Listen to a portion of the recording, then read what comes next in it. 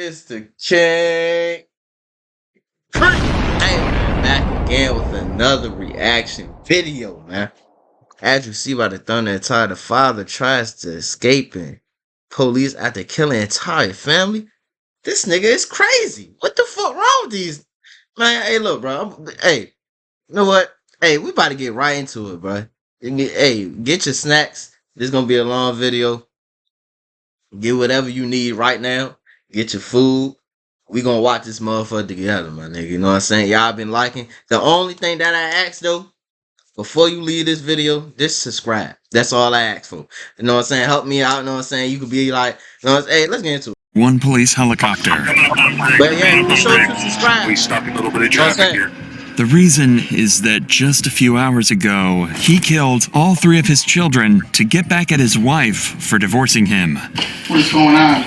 Man, these niggas be bitter as fuck, man. Hey, bro, let's get into it. What the fuck Why'd you wrong do with it? these I think bitter I felt like I was saving them. However, this Low car life, chase would end in a emotional disaster. ass creeps, Steel bridge coming up. He's swerving. man, this shit crazy, bro. To get back at your wife, bro? That shit It crazy. all started on Monday morning of June 13th, 2022. The police department of Round Lake, Illinois received a shocking phone call from 30-year-old Debbie Carrolls, who had just discovered her kids unresponsive. 911, what's the address of the emergency? I'm in Camden Lane. My husband killed my kids. Okay, tell me exactly what happened. I came home to take the kids, and they're all on the bed, and they're... Okay, all right. How many children? 3. Nice, How bro. were they killed? Please, How were? they're cold. They're cold. How? Okay, Please. ma'am. Ma'am. How were they killed? I don't know. Maybe he suffocated them or cooked them. They're laid in the bed. I'm assuming he choked them. Okay, where are you right, ma'am? Okay, we have officers there. Where are you right now? I'm upstairs. They come inside. I'm Okay, upstairs. she's upstairs. Please, you guys, wake up, please.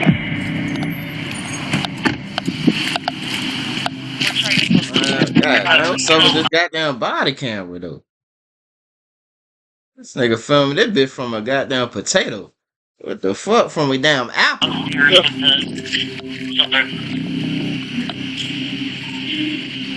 We gotta get in there with the rest of you guys. Let's just go in. Let's just go in. I think we have enough. 42 locations. This look like the same place from the other video. If y'all want to go watch that, well, y'all know with Thigh. Y'all remember dude from that? If you want to go watch it, will be right here. But this look like they crib. You know what I'm saying? Police! Police department! It's probably the Police! same area. Yeah. Coming up! It look exactly like that crib. Blood here. Like on that. There's blood all over. Oh my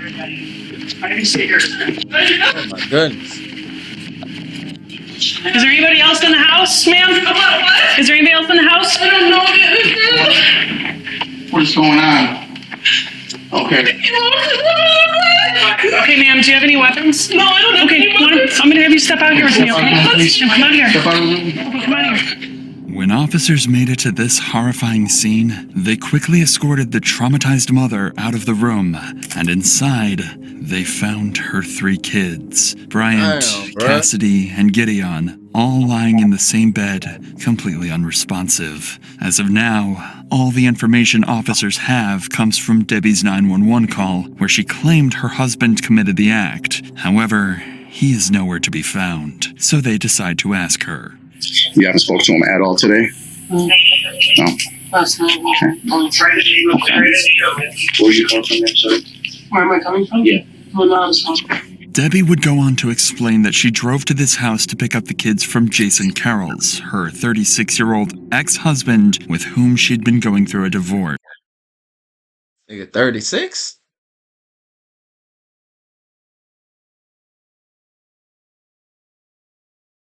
This nigga This nigga look. 2 days prior to this crime, Debbie said she had given Jason their 3 kids to spend time with him, not realizing this would be the last time she saw them alive. When it was time to pick them back up, Jason wouldn't answer the calls, making Debbie grow nervous. That's when she decided to check up on her children herself, only to discover the scene Jason left behind. These facts alone are enough to make Jason the prime suspect. Police officers decide to check on the whole house and confirm that the suspect is on the loose and not hiding somewhere at the crime scene. I want to make sure no one is hiding in the house that we're missing out on. If you guys want to be, I'm going to check the rest of these rooms. Police department!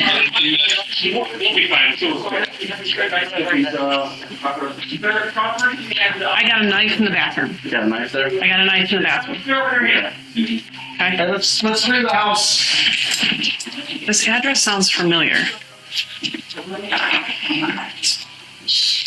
Okay, I'll come from over here and look in there. No, I don't see anything in here. So I feel pretty confident up here. I'm guessing we shouldn't have anybody but a rescue come up, right? Rescue's coming up. And that's it. It seems like Jason is not in the house. The only thing this female officer finds is this knife near the bloodied sink, along with a bloody razor blade. These could be possible murder weapons that Jason used in this disturbing crime. However, when the medical examiners arrived at the scene and had their first look of the victims, they would quickly dismiss this theory entirely. So, I don't see, do you guys see the wounds on the kids?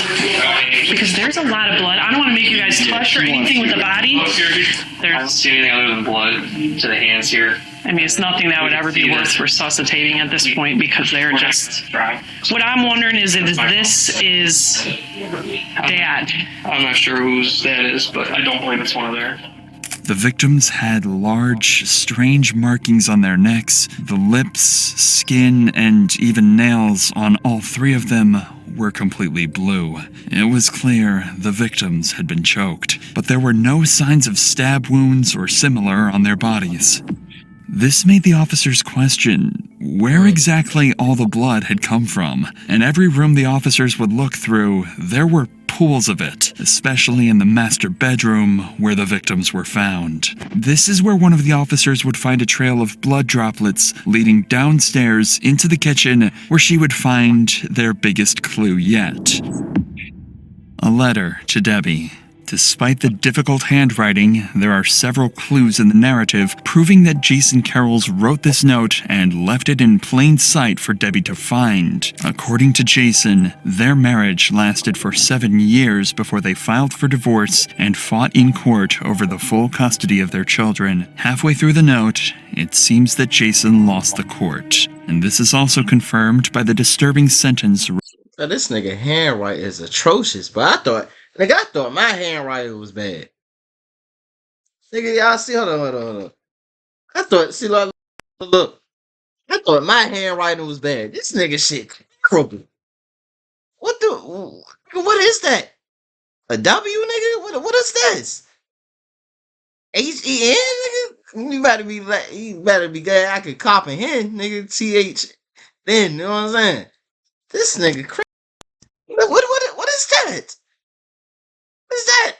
Written in the middle of the note. If I can't have them, neither can you. Finally, Jason ends the letter by if I can't have you, no one will. Saying he would end everything on his terms. Yet it wasn't the most... What do you say? By saying he would end everything on his terms. Yet it wasn't the most horrifying thing the officer would discover in the same room. She'd find another writing, now on the board. I'm sorry, I loved them too much to leave them behind. You promised, you swore, you lied. This is not just evidence. This is a confession that whatever happened to their kids, he knows the absolute truth. But if he did what he promised to do, then police officers would have more trouble finding his body than his confession. But luck was on the officer's side this time. Something was missing in that house, specifically in the garage. Jason's red 2010 Nissan Maxima, a significant clue that would help them find Jason. Moments later, the Round Lake Beach police would alert police departments across the Chicago area to look for that exact car. The clock was ticking, but it wouldn't be long before an Illinois state officer discovered a car that fit the description perfectly and attempted a traffic stop. They weren't sure if this was their guy until the driver stepped on the gas and sped away quickly. This would result in a major police chase that would draft helicopters and a dozen units, ending in absolute disaster. But before we get to that, we gotta talk about the sponsor of today's video, Morgan & Morgan. If you're serious in Morgan, they do it all. One car crash victim in Florida won a verdict worth Let's get into worth millions. You can skip Morgan by that visiting part you want to, man. than the officer that tried to stop him. Let's catch back up with Jason, who just sped away from the officer that tried to stop him. That officer wasted no time in calling all available units to help catch him, including a police helicopter equipped with thermal vision. The adrenaline-pumping chase continued like this for 17 minutes, with police driving as fast as possible, but Jason somehow going quicker, even managing to slip out of the helicopter's vision for a brief time. You got visual? Stationary westbound center with K92. Westbound Patsy Richards. Westbound Patsy Richards. Alright, 130's gonna fall on him with state units. Looks like he's got a 1050 on 80 here. Outside shoulder now, outside shoulder. We're right on him now, he's caught up to traffic. 541 on him. I got him too, I got him too. Yep, moving over. Come up on bridge, come up on bridge. Outside shoulder. If Jason had more fuel than the helicopter, there might have been a slight chance he could have gotten away. But suddenly, this happens. Westbound Patsy Chicago, Steel Bridge coming up. Steel Bridge coming up. Continuing. Vehicles off the roadway. Vehicles off the roadway here at, He came all the way down, sorry. Water Street in Duncan. Water Street, Duncan.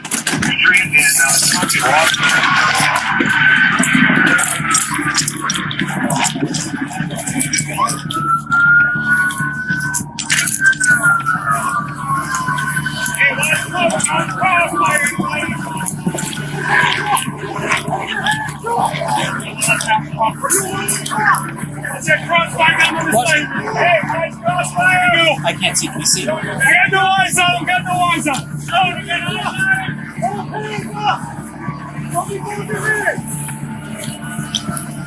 Keep him there! All right, man, keep him there!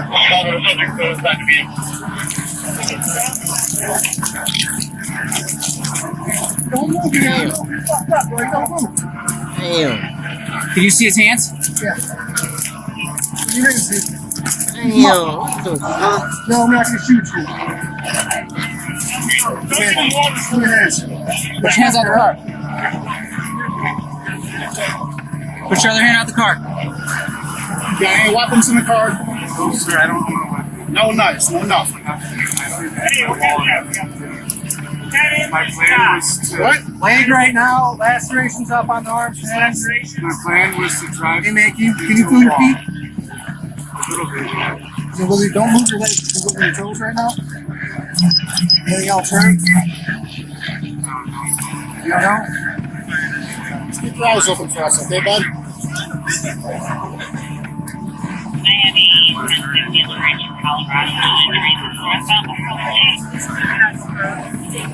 What's that? That's good, man. Hey, the good news is you didn't hurt anyone. I mean, besides yourself.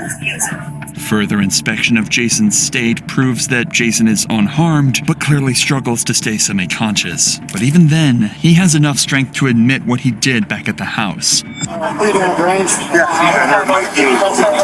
that? You think you hurt your kids? They tried to myself and then I woke up and then all of a sudden they were dead. And I didn't even... You don't remember what happened? I mean, I know what I did, but I didn't feel like it was me doing it. I don't understand. Alright, man, well, we're gonna get you the help you need, okay? Where are you from? Don't you know there's stuff from here? You know what I did. I've heard some stuff. I mean, it's all kind of new to me. I think I'm not gathering enough based on what you said. To be with them. So hey, we gotta get him out, but I want to keep control of his hands. You know what I'm saying? Yeah. Figure this out with the fire department. For the next 10 minutes, a team of rescuers would be working hard to cut off the roof of his vehicle and get him out safely. Although he looks mostly uninjured, the EMS cannot take their chances and take him to the nearest hospital. It would be an absolute miracle for Jason not to have any damages, especially after a disastrous crash. He somehow survived, escaping death this day. But the person he couldn't escape, no matter what, was Detective Barrera. After being informed of Jason's stable condition, he and his partner were dispatched to the hospital. Their only goal was to get as much information out of Jason as possible about what had happened hours earlier, but more importantly, why it happened. To do this, they'd start with talking about his relationship to his former wife and the mother of his children.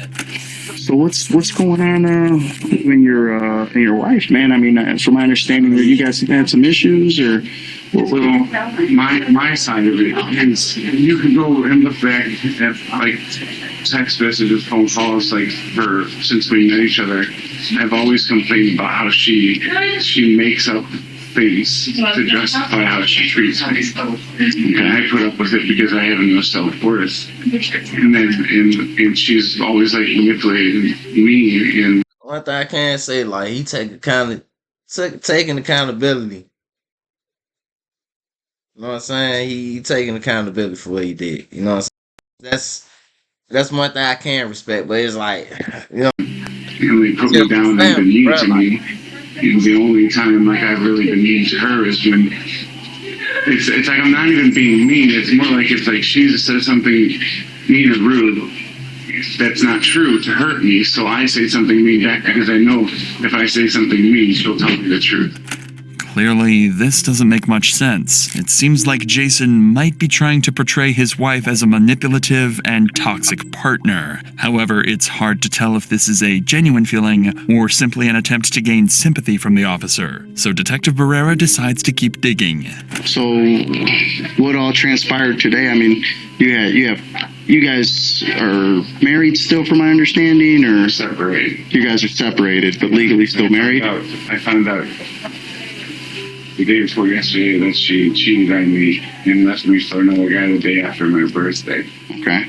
And then she's been keeping the kids from me, but she claims that she hasn't. But the truth is I thought she was keeping the kids from me. But the truth is she was seeing somebody instead of like calling me with the kids. And so, you know what I'm saying? Like, I found out she was cheating and she was lying, just lying to me. And like I was just very adamant about it. Because like when you're with someone for 7 years, like you know their poker face, you know what I mean? Like you know when they're lying to you. I get you. Like, and especially someone that lies as much as she does to me and yourself. Jason is describing his wife as manipulative, mean, and the problem in their relationship, which seems unlikely given what they know he's done. This conversation is going nowhere, so the officer decides to move on to more important things. What happened to the kids?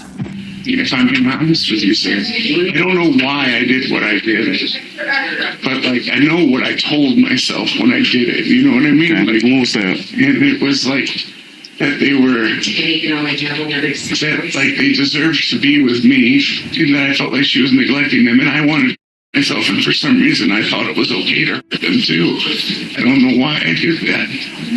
Like I thought we would be together, like you know, and whatever's after this life, like, you know, and like the whole time I was. You know what I'm saying? He seemed like a good dude, you know what I'm saying? See, look.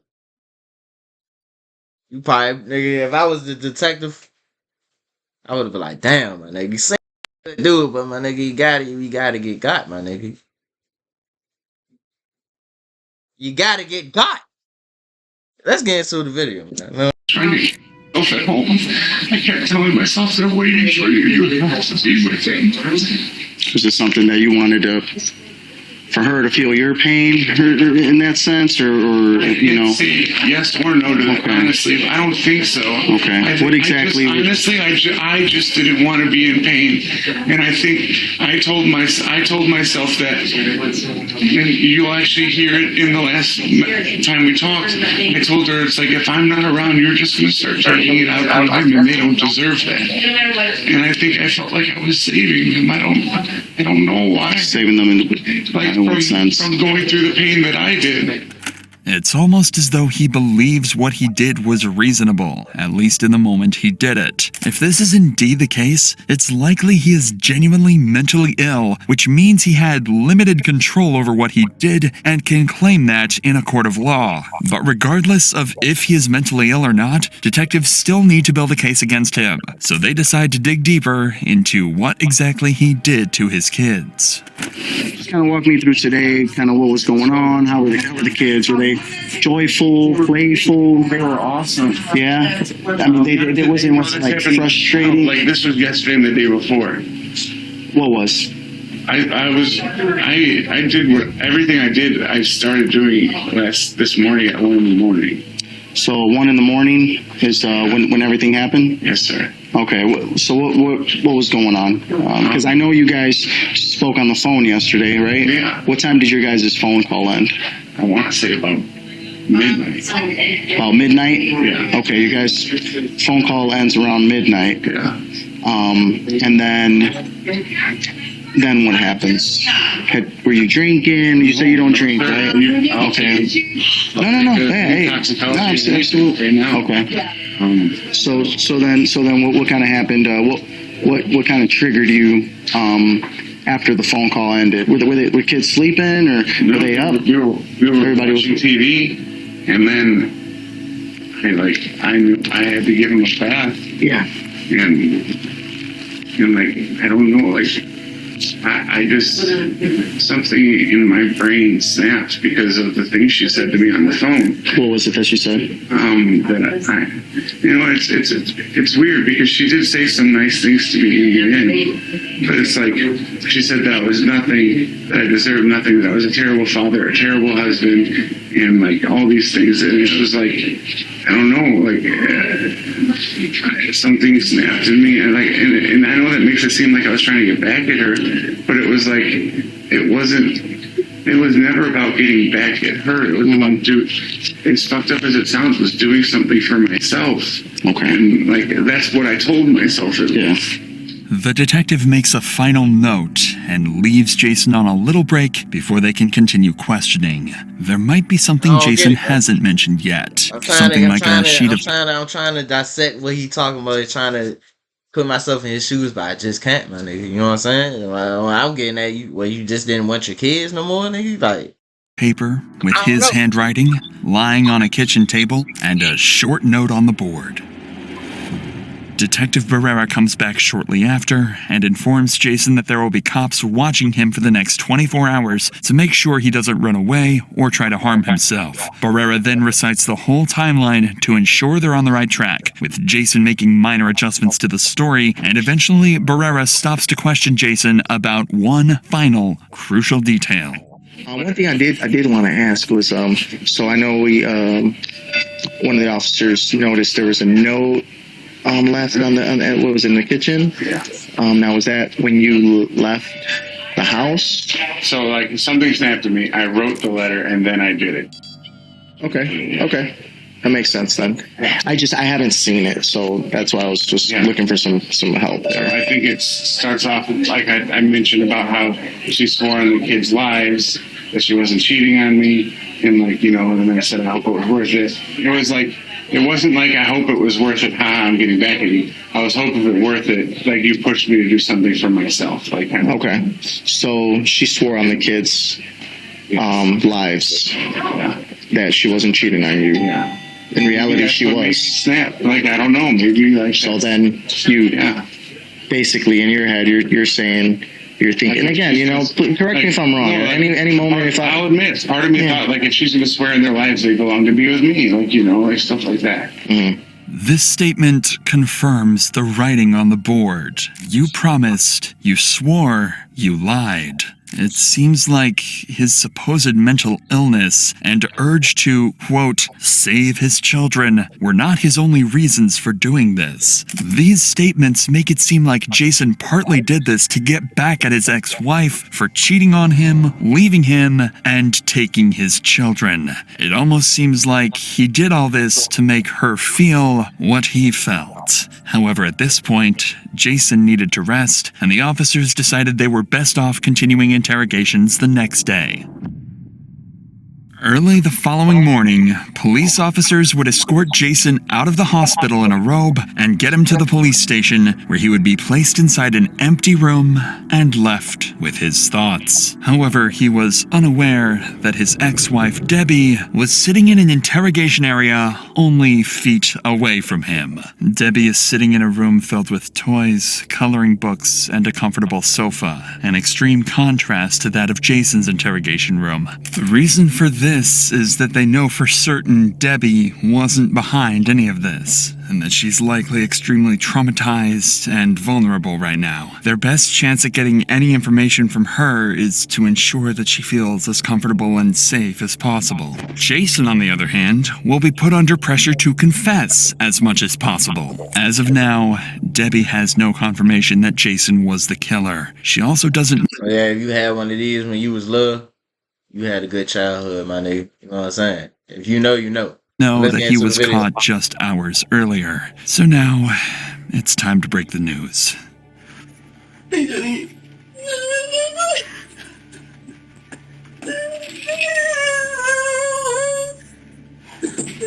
I know we spoke earlier.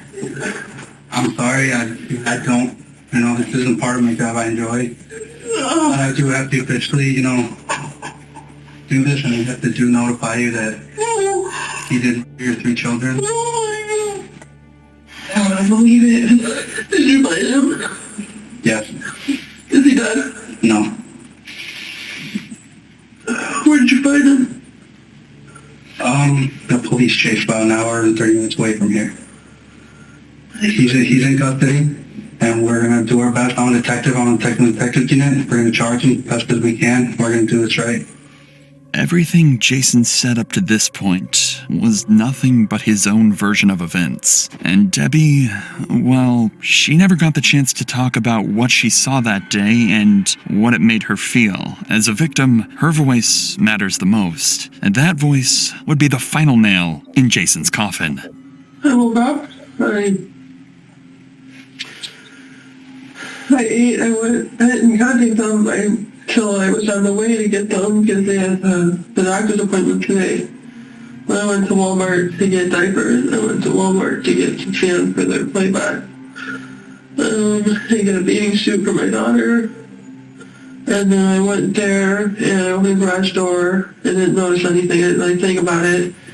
I walked in and I looked to the right and I saw the door broken off the hinges. And then I saw drops of blood. And then I turned around and looked in the garage, and I saw that his car was gone. I started calling him because I thought maybe he took the kids or went somewhere. And then I heard his phone upstairs. So I started walking up the stairs, and I just saw more blood, and then just started saying to myself, no, God, please, no, please, no. And I go in the room, and I saw all 3 of them there on the bed. And they were waking up. They were so cold. While Debbie was spilling her heart out, little did she know, Jason was sitting in the room next to her, staring down into the emptiness. Her ex-husband, the father of their kids, and a vicious murderer. It's hard to understand what he thinks at that moment, the memories he had with his children, or the regret he feels for making them leave this world too early. After 10 minutes of complete silence, Detective Barrera returns to the interrogation room for his second and last conversation with Jason, with no idea that he was about to discover a major piece of this story that could have prevented this entire massacre from ever happening. How's your work situation? Do you work during the weekend? No, I don't work at all. That's why I felt like I should be watching and seeing them a lot more. Okay, all right. How long have you been unemployed? Since December. Since December? Okay. What'd you do before? I worked at Bob Chin's Crab House. Bob's as a waiter. Okay. You still keep in contact with your coworkers there? No? Okay. So, ever talk to any of them? I did reach out to one of them after I found out that he was cheating because she had claimed that she met him at a bar and that one of her coworkers gave him her number. So I just messaged whoever. I was like, hey, can I ask you a question? And he was like, oh, sorry, I didn't get that. I was like, oh, never mind. Like, I figured it out. And then I kind of broke down later, and I was like, I just found out. And I told him, like, everything, because he was the one person that I felt like I could trust. Have you talked to him since? No. How long ago have you had contact with him? That was, like, 2 days, or that was, like, Saturday or Sunday. And so Saturday, the kids get dropped off. Around what time did they get dropped off? I want to say 1. It was afternoon. Afternoon? Yeah. Okay. How were the kids? Were they happy to see you? Joyful? Yeah, they were happy to see me. And, like, well, because the kids were outside playing on the swings and stuff, so, like, I started asking around, like, I was very, like, calm and I was just asking questions about, like, who she was seeing and, like, how she met him and stuff. And then, and she would say, like, she didn't want to talk about it anymore.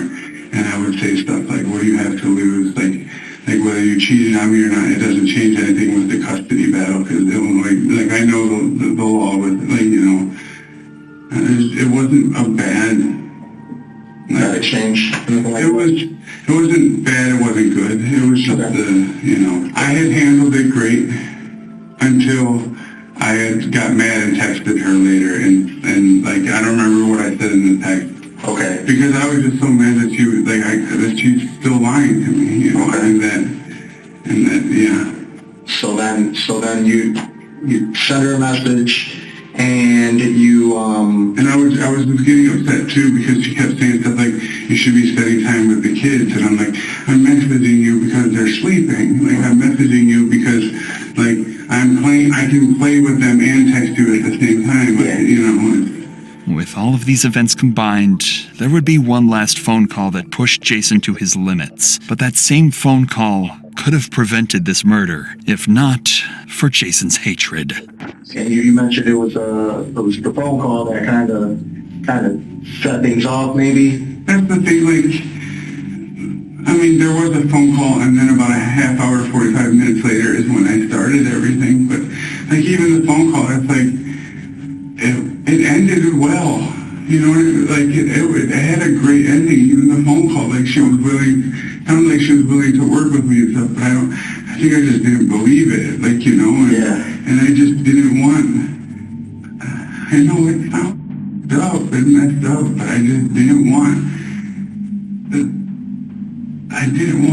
this to end. Like, I wanted to be with them forever, and I felt like this was the only way. It sounds like Jason actually was close to resolving a lot of his frustration with Debbie, but something after this call and before the attack must have triggered him to go through with this insane and horrifying plan. Like, I don't mean, like, I don't want to hurt her, but I'll say some things sometimes to hurt her because she hurt me, and, like, but I wasn't doing it to hurt her.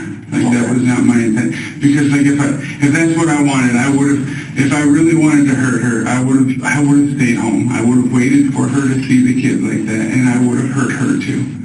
Okay. You know what I mean? Like, I would have. I believe you, Jason. Yeah, I don't think by any means am I sitting here saying you wanted to hurt her. I mean, again. I don't want to hurt anybody. Okay. Now, let me ask you this. Now, you knew at some point she would come and find you guys.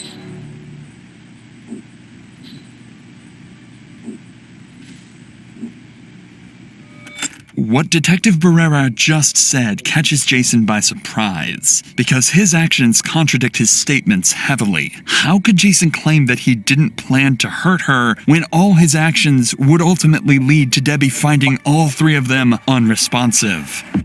It wasn't until about like noon, 12:30, like, so 12 hours later almost, that's when I realized, like, she's gonna be here soon. Like, I can't, like, I don't want to hurt her. I don't want to, like, I can't be here when she's here, because I'm just going to end up hurting her to give myself more time to be with them.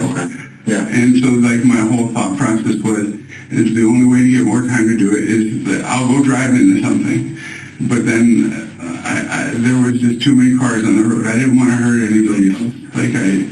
So I drove to the city, which I don't know my way around. I don't know anything about the city. I've only ever been to Chicago for sporting events, and that's it. His response to Barrera's question completely falls apart when it's clear his actions left Debbie to discover the gruesome scene, traumatizing her forever. All of this made it clear, not just to detectives, but later a jury, that he was mentally ill and was not fully in control over what he did. In June of 2022, he was charged with 3 counts of first-degree murder, and in February of 2024, pleaded guilty but mentally ill. This means he will serve a life sentence without the possibility of parole, while also receiving mental health treatment. After the story went public, Debbie chose to start a GoFundMe page in order to raise money for the funeral and court expenses, gaining over $70,000. As of December 2024, she's decided to maintain her privacy, but we can hope. Damn, bro. Damn, bro. This female cheating on you, bro. That don't mean you go to the extreme and do some shit like this, my nigga. He sound like a good dude. You know what I'm saying? Like he was taking accountability. He wasn't trying to lie. It really do sound like something really mentally wrong with this nigga. Like me watching this, I believed everything that he said because how he was breaking it down. And this and that, all that, you know what I'm saying? I can understand it. But it's just like, bro, you don't do shit like this, bro. You brought these beautiful kids into this world. And then you take them out, like, come on, bro, because you wanted to get revenge. And make her feel how you felt.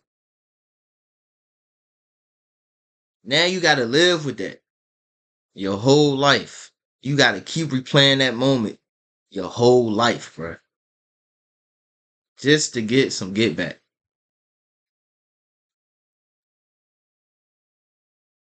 Like you could say she cheated, she was cheating, but that don't mean nothing. Okay, she was cheating for a reason. You know what I'm saying? If somebody cheating on you, my nigga, she wasn't for you from the jump. Or vice versa. They go for I'm saying they go for the vice versa.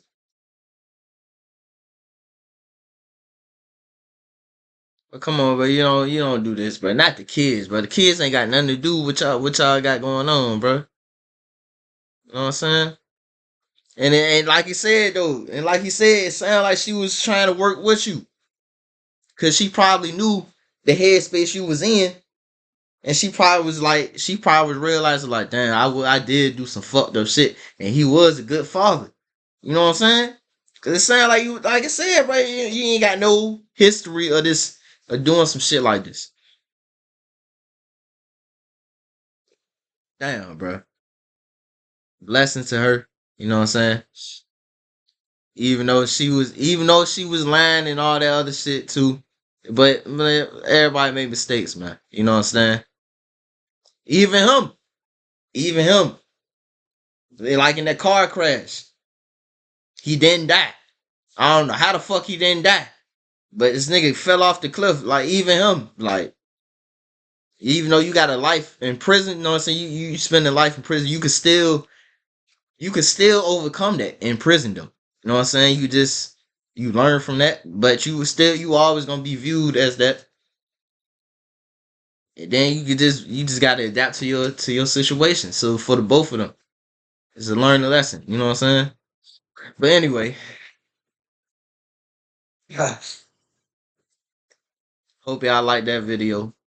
If y'all want me to react to more videos like this, I can. If you made it this far, shout out to you. You know what I'm saying?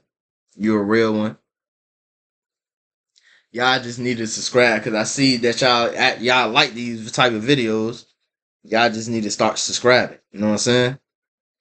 Especially if you're a returning viewer. If you're a returning viewer, hit the subscribe button, bro. You obviously you rock with the channel.